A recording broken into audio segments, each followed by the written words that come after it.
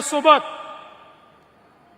आमचे डॉक्टर सुजय विखे ज्या कारखान्याचे आता अध्यक्ष आहेत त्या कारखान्यानेही 10,000 टीपीडी इथपर्यंत आता मजल मारलेली आहे आणि त्या नूतनीकरणाचं उद्घाटन देखील आज अमित भाईंच्या हस्ते या ठिकाणी झालं। ही खरोखर अतिशय आनंदाची गोष्ट आहे। महाराष्ट्र ही सहकाराची पंढरी आहे।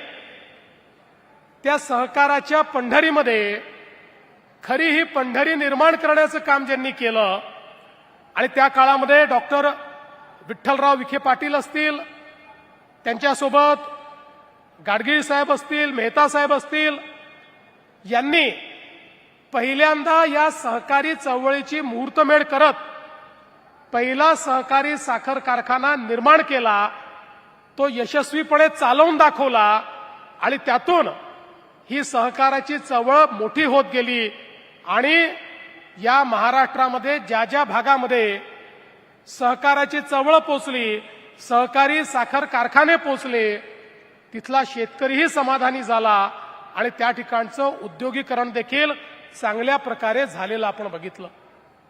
आणि म्हणूनच आज या संपूर्ण सहकाराच्या चळवळीत त्यांचं स्मरण करणं, खरं म्हणजे विठ्ठलराव विखे पाटील साहेब हे नाडी तज्ञ होते।